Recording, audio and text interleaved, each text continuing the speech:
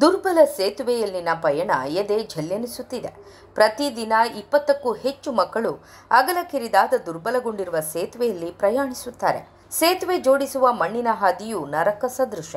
ದಶಕಗಳಿಂದ ಸಂಕಷ್ಟದಲ್ಲಿ ದಿನ ಕಳೆಯುತ್ತಿರುವ ಇಲ್ಲಿನ ಜನರ ಗೋಳಿಗೆ ಕೊನೆಯಿಲ್ಲ ಎಂಬಂತಾಗಿದೆ. ಇದು ಬೈಂದೂರಿನ ಹರ್ಮಣ್ಣು ಸಂಪರ್ಕ ಸೇತುವೆಯ ದುಸ್ಥಿತಿಯ ಕಥಾನಕ. ಆಜ್ರಿ ಗ್ರಾಮದ ಬಾಂಡ್ಯ ಮತ್ತು ಬೆಳ್ಳಾಲ ಗ್ರಾಮವನ್ನು ಜೋಡಿಸುವ ಹರ್ಮಣ್ಣು ಸಂಪರ್ಕ ಕಲ್ಪಿಸುವ ಸೇತುವೆ ಅಪಾಯದ ಸ್ಥಿತಿಯಲ್ಲಿದೆ. ಚಕ್ರ ನದಿಗೆ ಅಡ್ಡಲಾಗಿ 2 ದಶಕದ ಹಿಂದೆ ನಿರ್ಮಿಸಲಾದ ಈ ಸೇತುವೆ ಗಾರ್ಡ್ಗಳು ಮುರಿದು ನದಿಗೆ ಬಿದ್ದಿವೆ. ಸೇತುವೆಯ ಪಿಲ್ಲರ್ ಅಭದ್ರಗೊಂಡಿದೆ. ಮಳೆಗಾಲದಲ್ಲಿ ತೇಲಿ ಬಂದ ಮರಮಟ್ಟುಗಳು ಸೇತುವೆಗೆ ಬಡಿದು ಅಲ್ಲಲ್ಲಿ ಹಾನಿಗೊಂಡಿದೆ. ಅಗಲಕಿರಿದಾದ ಸೇತುವೆಯಲ್ಲಿ ನಾಗರಿಕರು ಜೀವ ಕೈಯಲ್ಲಿ ಹಿಡಿದು ಪ್ರಯಾಣಿಸಬೇಕಾದ ಅನಿವಾರ್ಯತೆ ಇದೆ.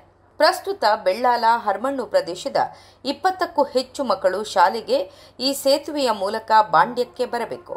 ಆಟೋ ರಿಕ್ಷಾ ಕೂಡ ಸಾಗದ ಈ ಸೇತುವೆಯಲ್ಲಿ ಮಕ್ಕಳನ್ನು ದಾಟಿಸಲು ಹೆತ್ತವರು ಕೆಲಸ ಕಾರ್ಯ ಬಿಟ್ಟು ಬರುವುದು ಅನಿವಾರ್ಯ.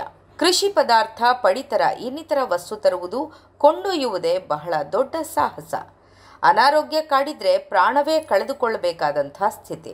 ದುರ್ಬಲ ಸೇತುವೆ ಕೆಡವಿ ಸುಸಜ್ಜಿತ ಸಂಪರ್ಕ ಸೇತುವೆ ನಿರ್ಮಿಸಿಕೊಡಿ ಎಂಬ ಬೇಡಿಕೆಗೆ ಈವರೆಗೂ ಸ್ಪಂದನೆ ಸಿಗದೇ ಇರೋದ್ರಿಂದ ಜನರು ಹತಾಶರಾಗಿದ್ದಾರೆ.